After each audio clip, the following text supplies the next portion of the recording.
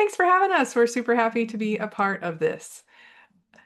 So welcome everyone. We're excited to share this event with you and meet you and talk about all the fun horticulture things that there are to talk about in Kansas. So my name is Cheryl Boyer, and I've been a faculty member at Kansas State University for almost 18 years. And my area of expertise is nursery crop production and marketing. And I lead our department extension programs, and I also serve the state as one of the agriculture and natural resources program leader coordinators for our system of extension across the state. So it's always fun to engage with people from all over the state and find all the things that we have in common and all the things that we're passionate about. So we are thrilled to be able to talk about all the things that make us full of joy and that we're excited to share with you, that is science-based, research-based, and unbiased, and can help you be successful in your garden no matter where you are in Kansas. So these wonderful people that are here with me today have been extension professionals for quite some time and have years and years of expertise, and they know how to find the information. So we're going to go over some of that this evening, and I will do my best to get the links in the chat just as quickly as possible for those of you who are able to grab them and open them, and we'll also be showing them to you. So to kick it off, I'm going to ask Gregg Eyestone, who is our Riley County Horticulture Extension Professional, to show us how he navigates all of these resources. Well, good evening. Glad you're all here. There's only one thing I like better than gardening is talking about gardening, and so that's what we're going to address today. Hopefully you live somewhere in this region of Kansas, and so we're going to have a kind of a large, wide view of Kansas and maybe narrow it down to your particular gardening area. First of all, I guess I want to say it's great to be here for it's National Gardening Month, if you didn't know that. April is, and so it's great for the Kansas libraries to allow us to be on this month. And so if you look at these two different charts here, this one here is on our normal, whatever that is, precipitation. And you notice if you're in the southeast corner of Kansas, you may get up to 47 inches of moisture. If you're out here, 16 inches, you probably can't comprehend what 47 inches of moisture might look like. The rest of us fall in between here, and that's just on an average year. So, of course, that probably won't ever happen, but hopefully we're getting moisture this spring yet, because here in Riley County, we're pretty dry.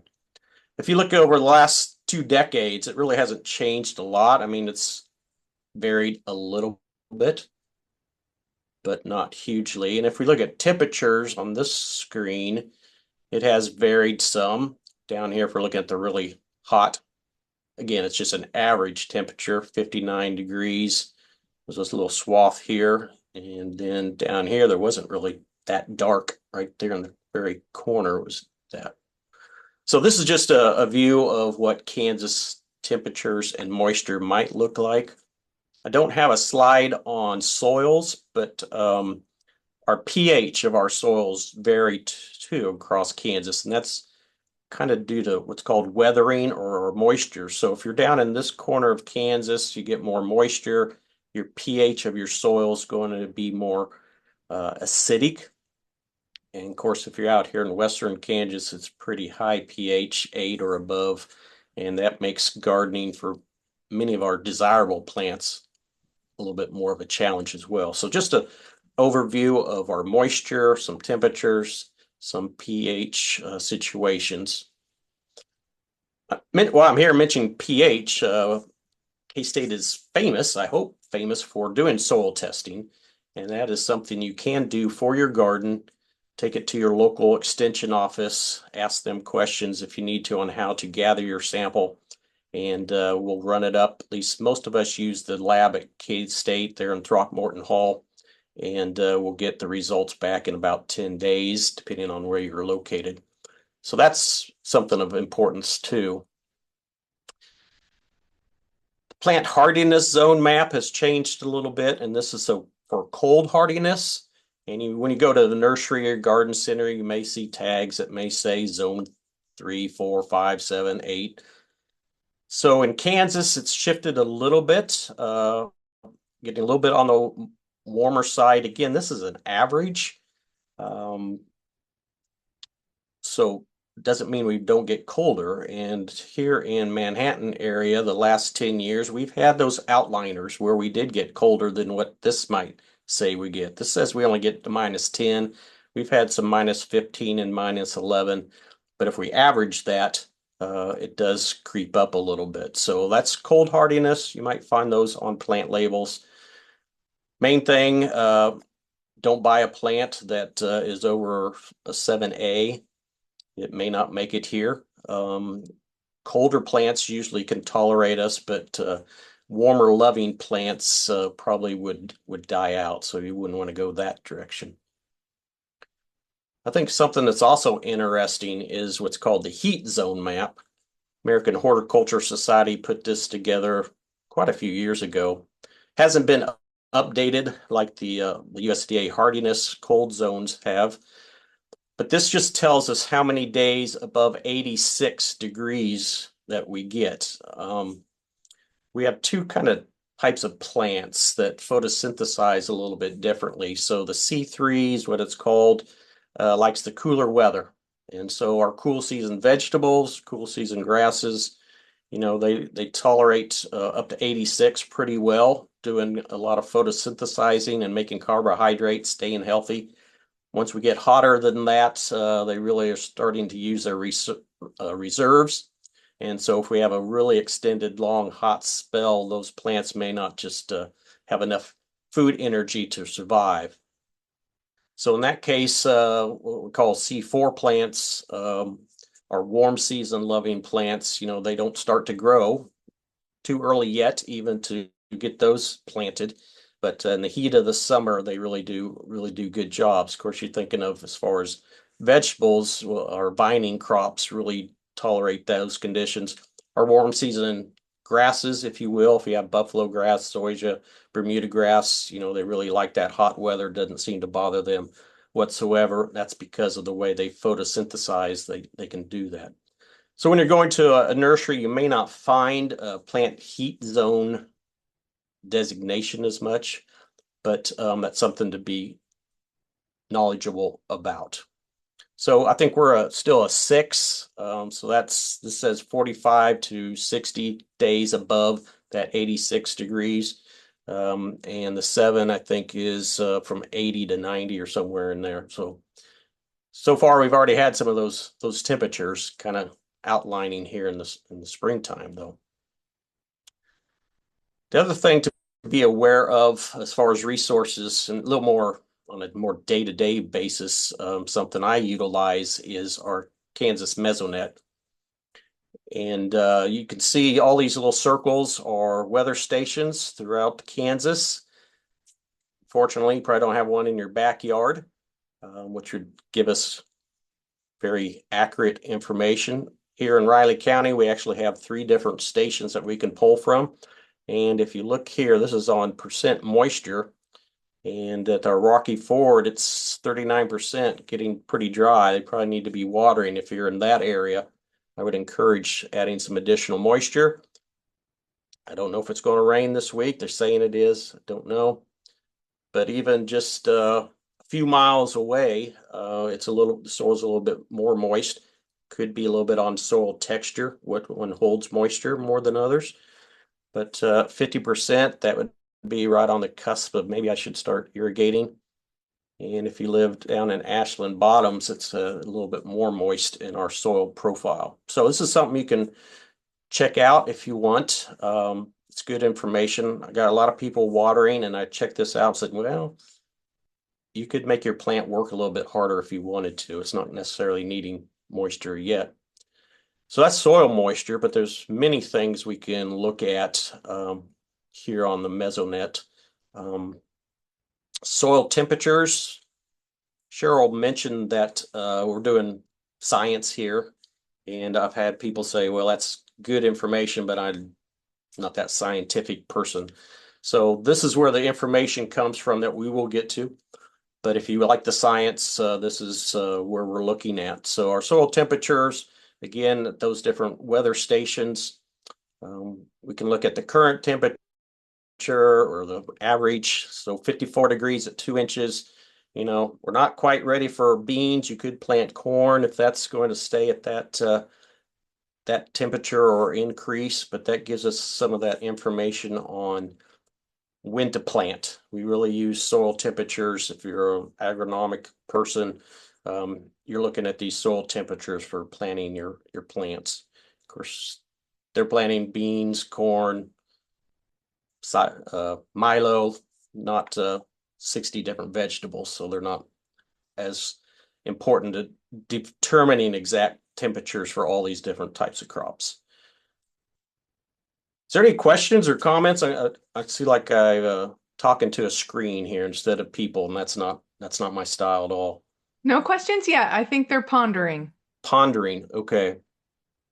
So other things on this Mesonet, if you want to do history, if you can't remember what the weather was like a year ago, a week ago, this morning, you can go there. Weekly summaries are good if you don't have to go to all the individual locations. So I'm here in Manhattan. You can see they have some of the different stations. Got your air temperature, precipitation. We haven't had more than 4,200 this past week. And here again is our soil temperatures. So you don't have to go to every screen. You could maybe just go to the weekly one and get your information. See if there's one other thing in here.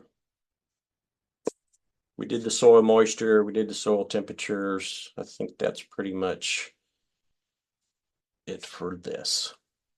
All right. Let's go talk about gardening.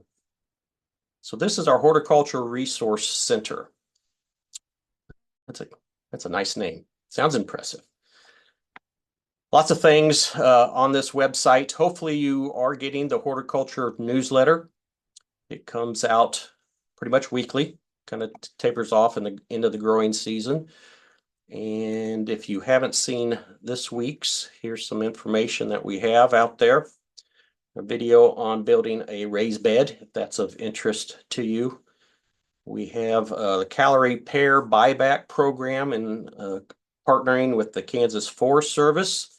So if you happen to have a calorie pair or some land that you have some seedlings sprouting up, something that is happening more and more, and we don't want that. And so we're trying to get the information out that calorie pair trees maybe not something we want in our landscapes because of their tendency to produce fruit and seed themselves. So if you have one and you want to join and maybe get a new tree to replace your calorie pair, go to the Kansas Forestry Service website there.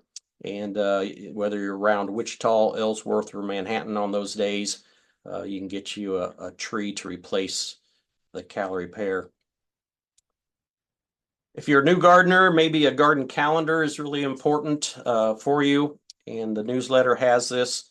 I do have one for my region here on things to do each month. If you're closer to Johnson County, they also have a nice calendar. So if you want to know what you should be doing in April, there's some guidelines, suggestions there. Matthew's taken over this newsletter. I'm assuming he'll probably continue to add these on a weekly basis. Some things you may think about for gardening. Selecting vegetable crop varieties. We have a publication on recommended vegetable varieties. And I don't know if you've ever gone to a store and seen this display rack. Maybe it's overwhelming for you if you're a first-time gardener. So you may want to check out our vegetable variety publication to get you started. The thing I would say about this is it's hard to find what K-State recommends sometimes. There's not a one-stop shop, and you just kind of make an event out of it that I'm going to go looking for plants, scavenger hunt to find out the varieties that will work for you. In this article, it talks about using some of our recommended varieties. Probably not going to find all of them. You're going to find things that look interesting and you want to try. And I think that's why we garden. That's right. That's like the joy of gardening is trying something and it works great, or you get to try something new next time. Exactly. The thing is, I don't want you to be discouraged if you buy one of these thinking, it's at the store, should work. You put it in your garden and it doesn't because Kansas is Kansas. And so seek some of those recommended varieties that we're pretty sure will grow well here. Of course, season to season, one year it'll do really well, and next year maybe not so well. Horticulture, we're talking about some science here, but I think it's also a lot of art. And just like painting a picture, painting a sunflower, we're all going to have a different painting. And so I think that's one of the great things about gardening. Lots of ways to do it. Can be successful with lots of those ways. I like to have the research information background to get started so it will be as successful as we can be, but we're still dealing with a lot of environmental issues, temperature changes, moisture. I don't know if it's windy in your area, but we've had quite a bit of wind these last few days. And so remember, horticulture is an art, and enjoy your canvas that you get to paint with as you do your gardening. Fruit trees, we can talk about fertilizing. Mine, most so far, have been frosted off. We'll see if we get any fruit, but how about Easter lilies? Anybody ever planted an Easter lily in their landscape after they've used it? I've done it a couple times. It's kind of a short-lived perennial. Perennial just means it lives more than 1 year. Doesn't mean it might live forever. It's not a peony, so it doesn't do that. But that's kind of, again, a fun thing to try, little gardening exercise, sticking in the soil, see if it works. More information, staging, caging peony plants. We do have a publication. It's listed down here. And those varieties were determined so that hopefully you didn't have to cage them. They have a strong enough stem that they may support themselves. And so look for those varieties again that may do better in Kansas in particular. And then we should mow our grass tall. That's basically, there's a lot of information there, but mowing our grass tall is what we should do.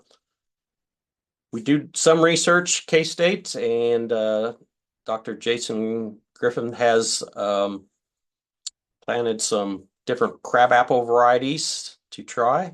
So there they are, 10 different varieties to go along with, I think, some existing varieties that he's had. This is down at the John C. Pear Center. It's in Hayesville, Kansas. Raise your hand if you've been to Hayesville, Kansas. There you go. South of Wichita. They welcome guests during their business hours. So if you're in the neighborhood, stop in. Tell them Cheryl sent you, not me, but Cheryl That's sent. right. Freeze dates. Well, here's a chart. So in my area, it's going to be on the 21st of April here. So I can bank on that.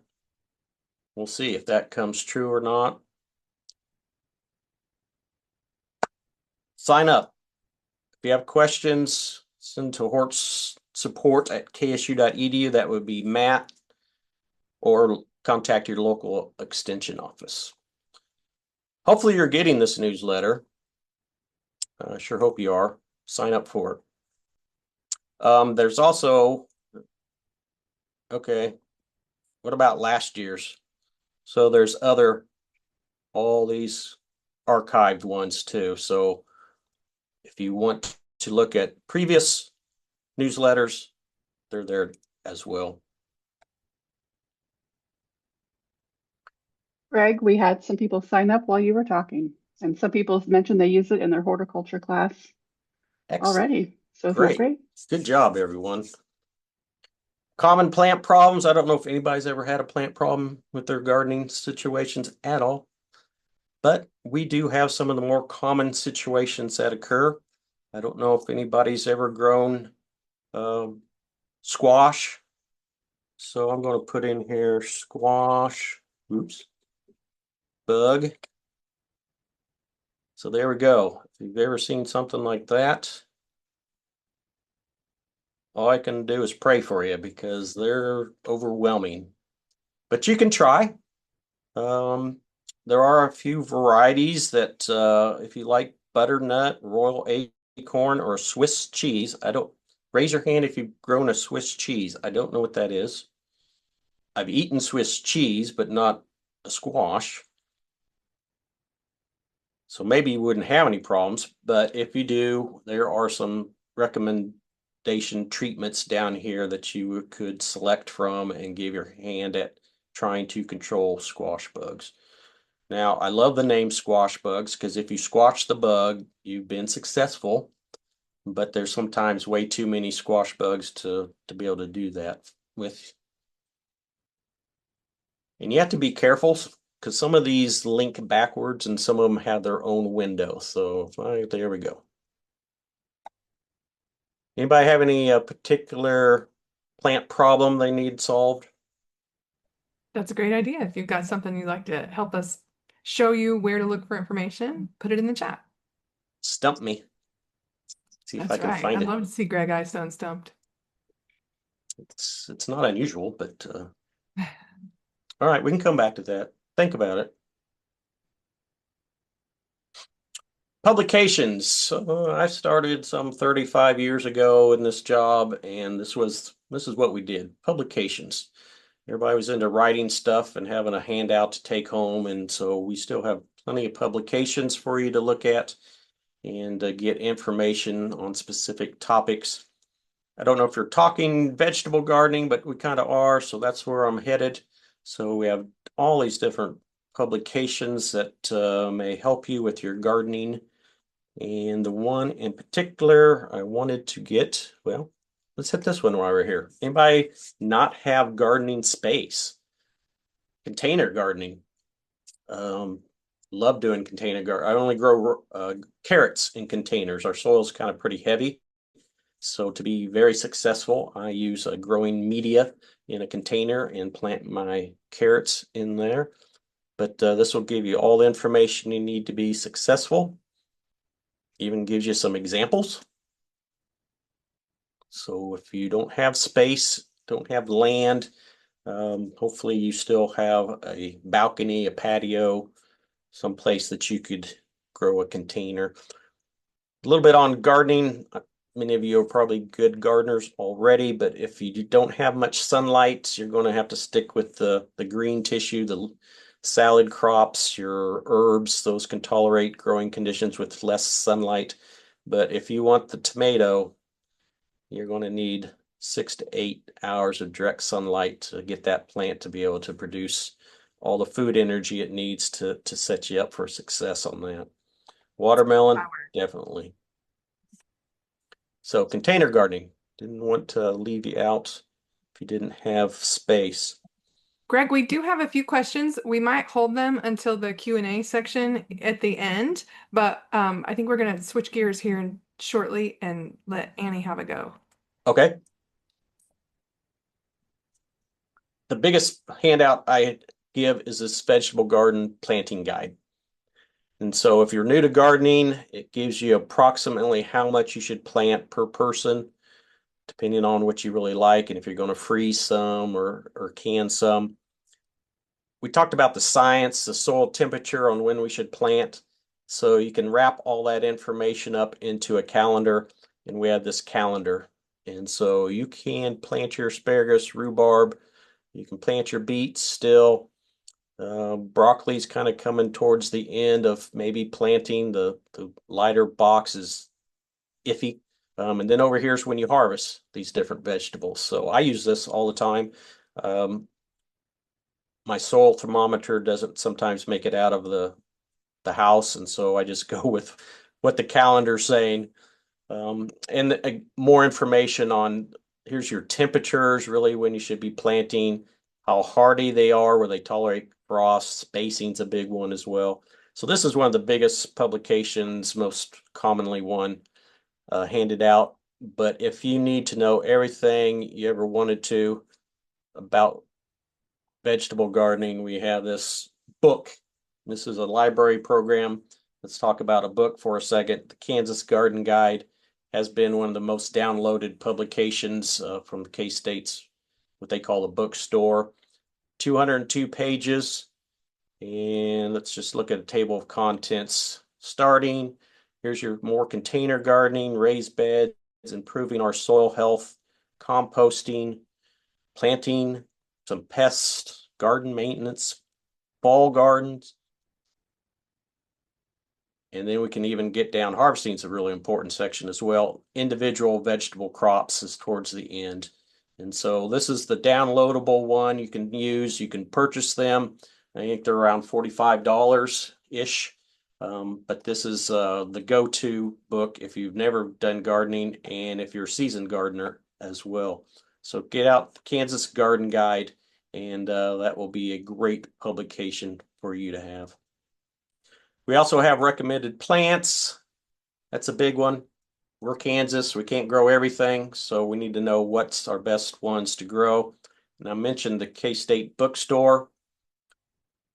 We're not just gardening. We like to think so in horticulture anyway, but we have publications on all kinds of subject matters. Utilize your extension resources so that your life is made better. I think we're about ready for Annie. Are we ready, Annie? I will turn it over to Annie with the Extension Master Gardener Program. Thank you, Greg.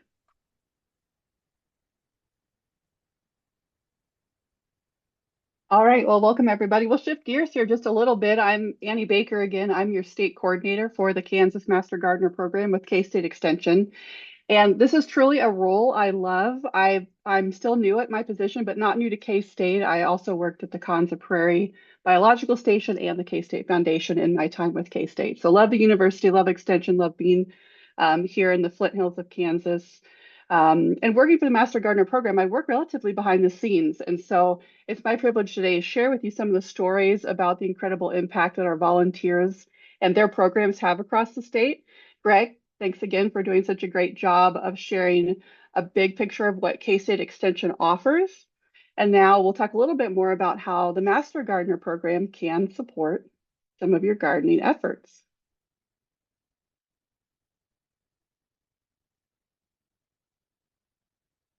All right. So I'm really curious how many in our audience today, and you can drop this in the chat or give us a reaction, have heard about the Master Gardener Program, know a Master Gardener personally, or are a Master Gardener volunteer yourself. Let us know in the chat, because we like to say we're like a family in all the counties, programs across the state. Extension Master Gardener is one of State Extension's most recognizable volunteer programs. You might be surprised to learn that we are 45 years old already. We started in 1980 in Johnson and Sedgwick counties. And on this webpage I'm showing you here, we have a wonderful video about our history and the evolution of our program since 1980. The Master Gardener concept originated in Washington State 50 years ago. Maybe 51 years ago now, actually. And it was built around this idea that our land-grant universities will provide horticultural training to individuals. And in return, these trained volunteers give back locally in their communities through gardening education. We like to say that Master Gardeners come from all walks of life, and they truly do. All of you share this love of gardening and then this genuine desire to pass your knowledge on through your community. So whether or not you're a seasoned gardener or you're just getting started, and whether or not you want to volunteer or not, I'm going to talk to you a little bit about what our Extension Master Gardener Program has for you.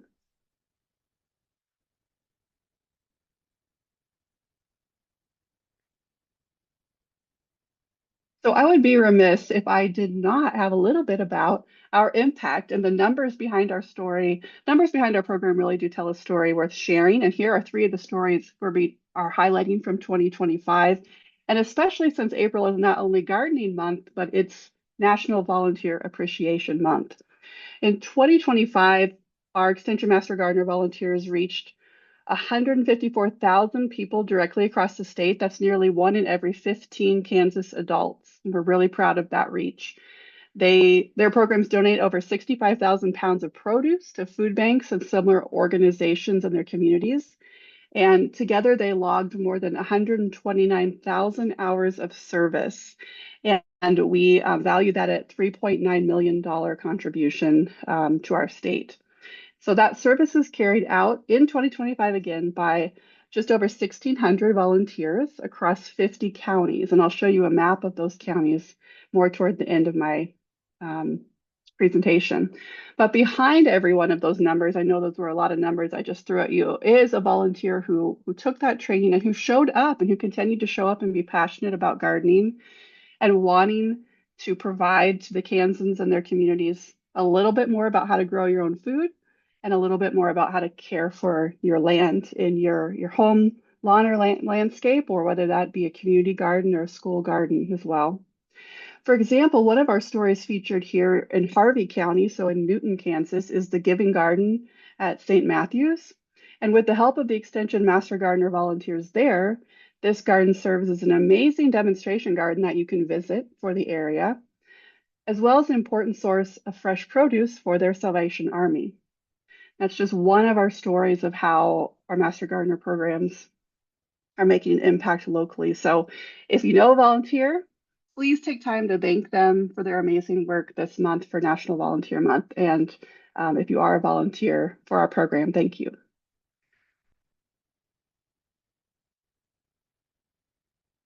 All right, thanks for your patience here as I switch screens. So a garden hotline or garden response line, this is one of the most practical and direct ways that our master gardeners help y'all in your communities and spread that horticultural information using all of those publications and web pages that Greg just shared. If you've ever had that plant mystery like we were talking about and you can't solve it yourself using all these resources, well, you know why these garden hotlines and our master gardeners matter. So the response lines, if you haven't heard of them before, allow you to call in, to send an email, or even to walk into your extension office and get answers from a trained volunteer or an extension agent there who really love helping you solve your plant mystery.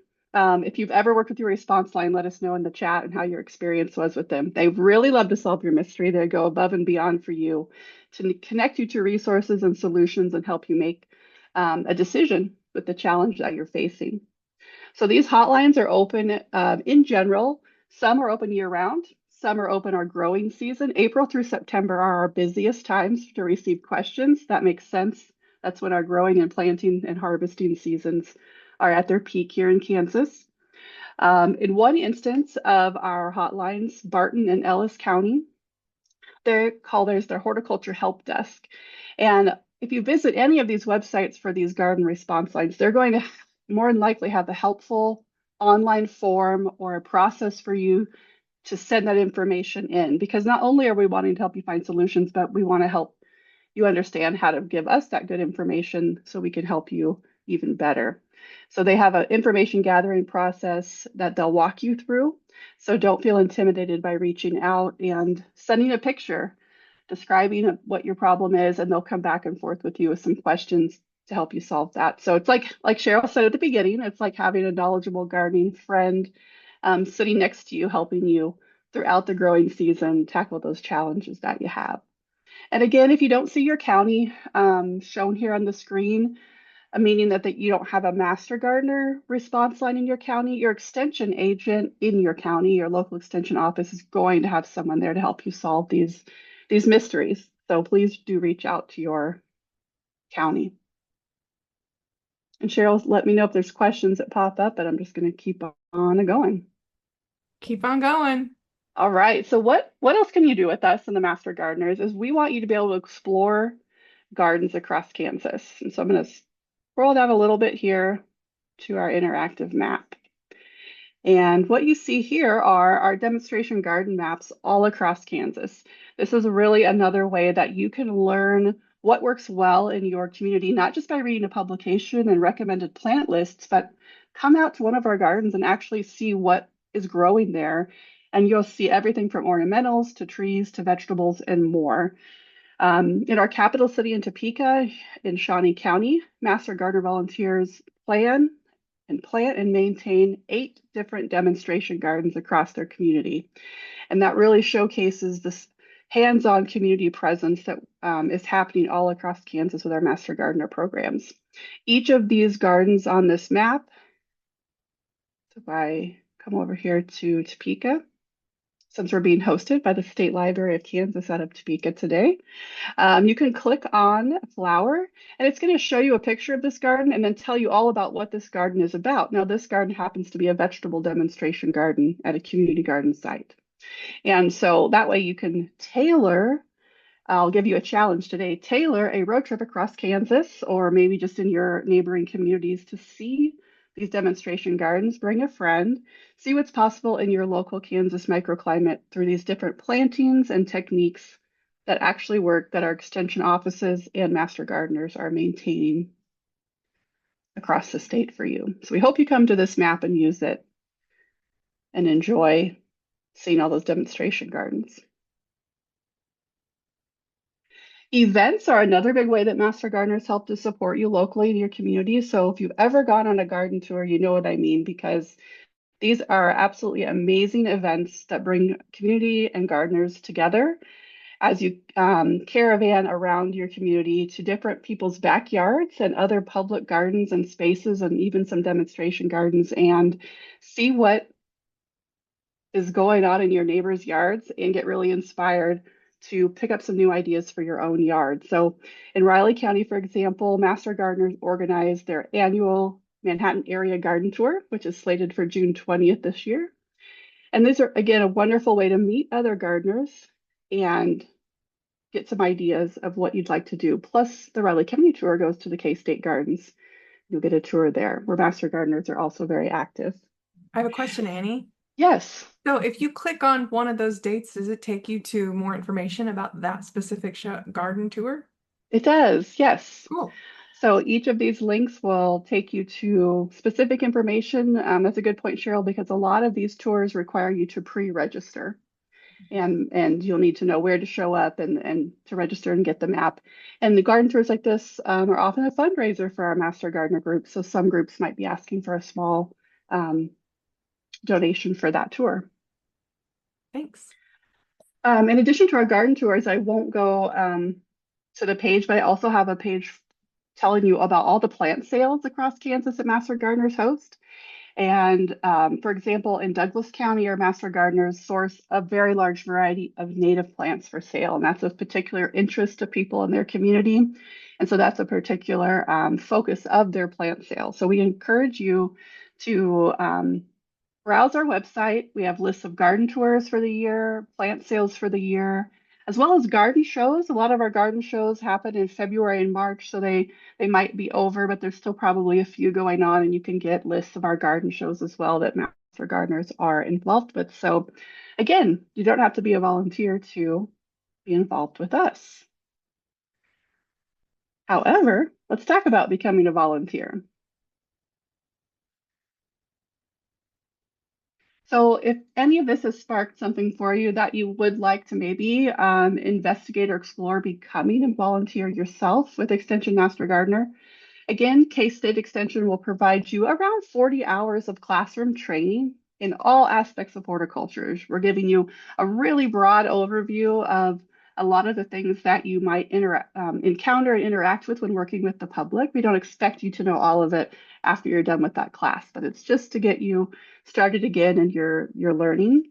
And then we ask for you to return and give that time back to your community. So again, you do not need a special background, just an interest in gardening and a willingness to learn with us and then teach with us and work together with people in your communities. So volunteering, of course, is one of the most rewarding ways, I think, to give back to your community. And here's some great testimonials for a couple of our volunteers. Donovan County volunteer Selena is going to read you her full testimonial because I think it's just amazing. She said, volunteering to me means I can share my knowledge and love of plants and nature with others. All of my life, I've enjoyed helping others, and I've always had a passion for plants, flowers, and the outdoors. I love being able to share my joy of nature with the many interesting people I meet.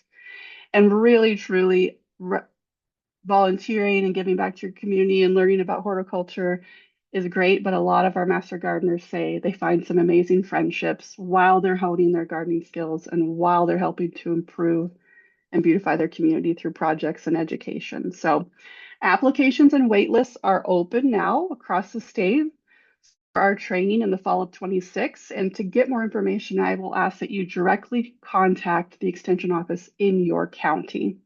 Everybody has a little bit different process, and so that's the best way to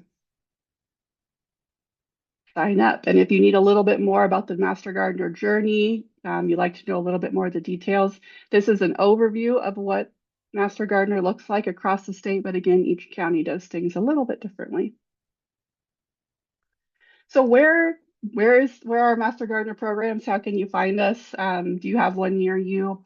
We have a great map on our website that shows that 73 of Kansas's 105 counties have programs, and you can see those highlighted in purple here. We also have one tribal nation that has a Master Gardener program, our Prairie Band Potawatomi Nation.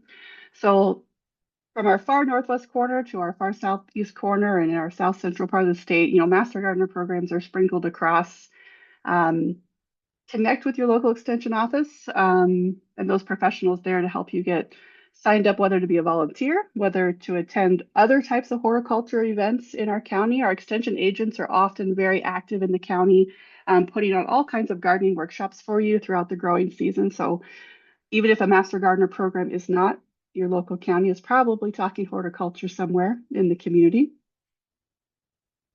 So with that, I just want to kind of conclude my portion of the presentation today. We'll open it up for questions here in just a little bit, but we hope that you've taken a little bit more awareness away today about what K-State Extension is, including our Master Gardener program and where we fit as part of the picture of K-State Extension, and all the resources that you have to connect you to gardening.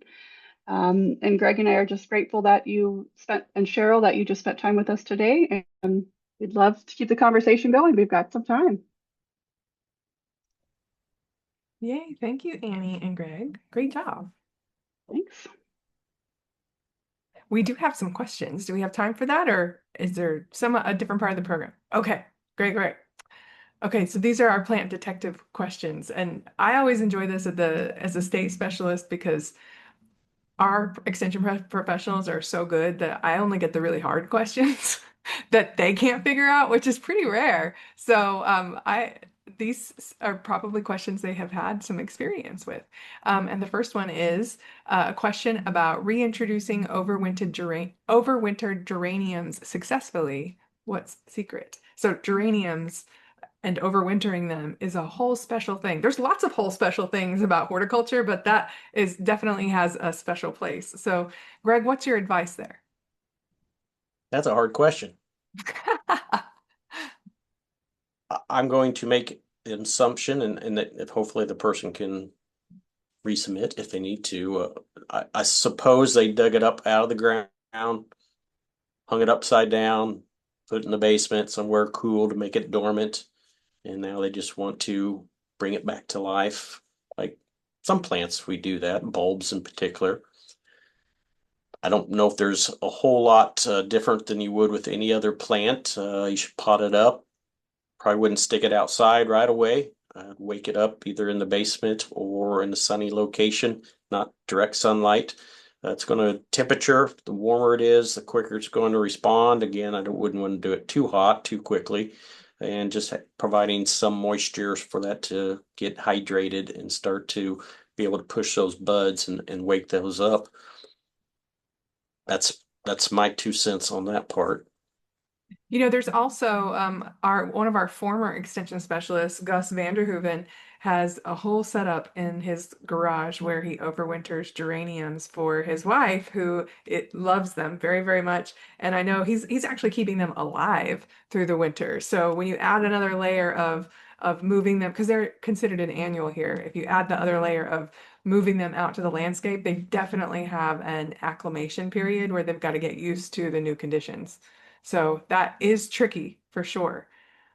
Some people just pot them up like a house plant for the winter and keep them, don't overwater them during the winter time, but other people just bare root them and put them in a cooler area, hang them upside down, and oftentimes they come back to life.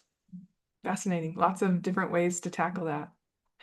So the next question is about hornworms taking out cherry tomato plants. And I'm Greg, I'm also going to kick this one to you because entomology and vegetable plants is not my wheelhouse, but I bet you get this question a lot. Yeah, so you don't usually see them until they've eaten all your tomatoes and all the leaves off because they start out small and then they get pretty large. You just got to be aware and out in your landscape. They kind of sporadically hit, at least in my area. Picking them off is what I do because it's usually just one, maybe two. They just consume a lot of foliage and maybe eating into your fruit. There are products that you can put on, to eradicate them. They're going to wear out and you may have to reapply. So usually just you pick them off, I think. Now that's back to that squishing thing, and that's not sometimes what we really like to do, but that would be my recommendation. Now, if you went to the Common Plant Problems website, there would be a little information on what they look like and biology and how to control them, whether it be pick them off or treat with some type of insecticide. We do have great resources for our entomologist team is pretty impressive. So if we haven't answered it in one of our learning resources, just email hortsupport@ksu.edu and we will get you connected with the right expert. And preferably if you go through your local agent and then they can ask us, that's how we like to use Hort Support, so that you have that local expert all over the state. But sometimes even it stumps us. We've got to do a little bit of homework before we can get back to you with the perfect answer. So Greg, you're showing us the common plant and pest problems. This is how we try to find answers to your tricky questions. After a while, the questions are similar. Once we've answered it once, something we didn't know, then we learn from that and we can dig in a little bit more. And we don't have to work as hard to answer it the next time. But if we don't know, that's the first place to go. There you So, go. Greg, what did you find? Well, that's what we're talking about. And he'll be chewing a lot of leaves off. So Dr. Cloyd, Raymond Cloyd, is our horticulture entomologist. I won't say what he says, but you'll see some residue from their feeding, some black looking things. Poop, that's what he calls it. And so that's another sign that you got a hornworm feeding. And so a lot of us use BT, Bacillus thuringiensis, if you need to. Spinosad, these are kind of organic ones if you want to call them that. But again, you see something like that, you just kind of pull them off and get rid of them. Here, I'm putting the link to that publication right there in the chat. Thank you. I don't see any more questions, but we have a few people online, so feel free to turn on your camera and ask your question. We'd be happy to have you be a part of this conversation tonight. And one resource, while you're thinking about a good question, sorry, Monica, I did interrupt you. Would you like to go ahead? Wanted to say thank you, and that I feel a little better that other people miss them as well, maybe even better gardeners, because I thought, how did this get so big? Well, I was watering it every day and like looking at it every day. So yeah, thank you. And thanks for the presentation. Those are sneaky and camouflaged for sure. Yes, they are very common problem. I was going to say one of our resources we didn't mention yet was an invitation to join us more regularly, not only through our newsletter, but we have the K-State Garden Hour webinar series where we meet the first Wednesday of every single month and talk about a garden topic. And all the topics are crowdsourced from you all who attend the programs year after year. This started during the pandemic and has been so popular, we've continued it. So Greg's showing us the website here. You do need to register for the series, and that will, it's free. They'll send you the Zoom link to join us then. And if you can't attend live because it is over the noon hour, we have all the recordings available for you from all 5 or 6 years of the series that we've done. So up next, what have we got? May 6th we will. Natives Yeah, versus that threw me for cultivars. a loop that it was already May. Natives versus cultivars, how to make those choices about native plants in your landscape. So yeah, Greg or Cheryl want to say anything else about the series, but we welcome you to join us at these. Yeah, we have thousands of people who are registered for this webinar series. We also have thousands of people who are on the horticulture e-newsletter list. So we're super pleased, and it means a lot to us to be engaged with all of you this way. And it's the Garden Hour specifically is a really satisfying way for us to work as a statewide team for a shared program that we share across the state. So we always have roles for everyone on our horticulture program focus team. So this is why we're a little bit practiced at this. We have hosts, we have speakers, we have chat moderators, we have Q&A moderators, and sometimes we need every agent that is available and on deck on the panel answering questions, because we get a lot of questions, particularly in the spring seminars. But at this point, people are so accustomed to us getting it posted the next day, along with all of the links that were shared in the program to the archive section of the website, that a lot of people just watch the recording. And so it's been just a wonderful way to engage.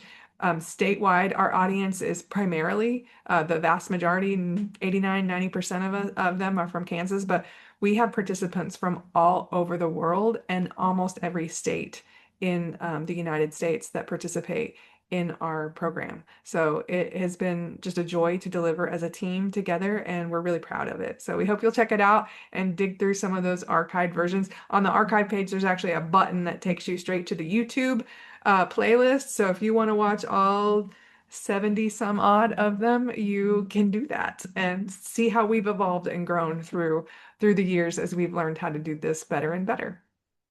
There's yours, Cheryl. Hey, yeah, that was last month.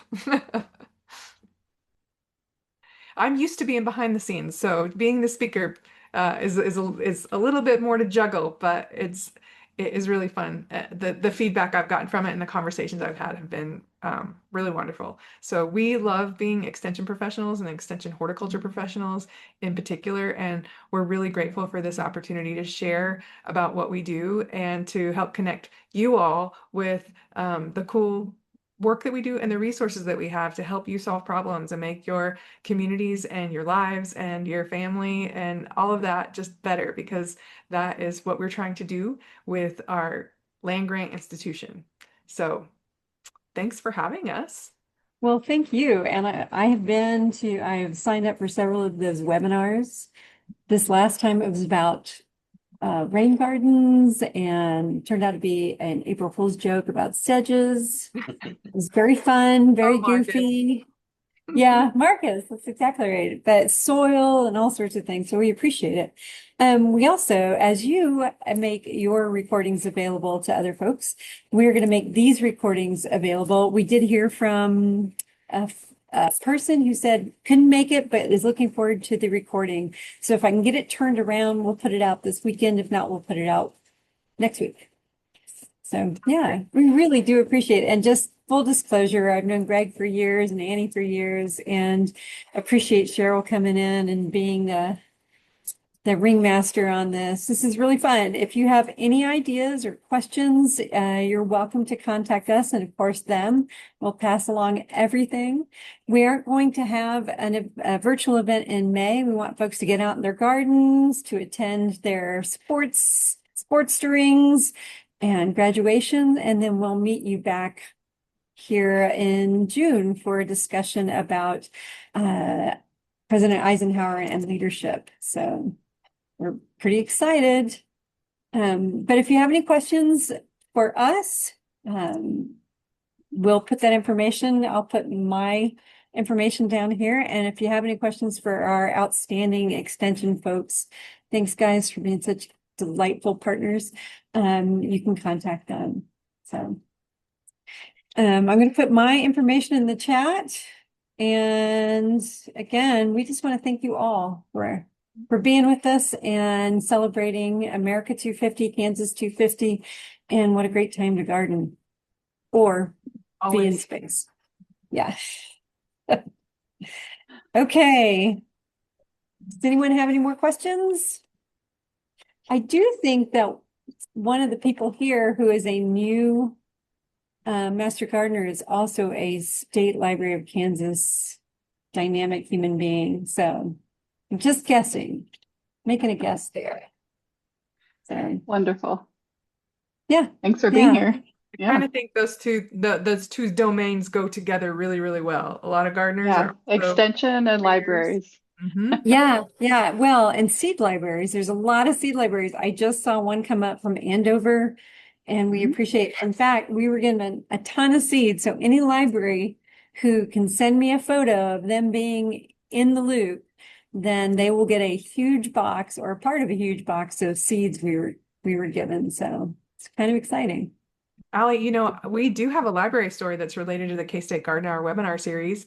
The Mound Ridge Public Library hosts a watch party for the webinar every single month, and That's awesome. It's wonderful. It's so fun to know that they've got a group of people there watching it with us, and so we love that connection to our local libraries. And we do a lot of extension programming in libraries. Greg, wouldn't you say you do that? And Annie, you've heard all about all of our programs that are very tightly connected to their local libraries.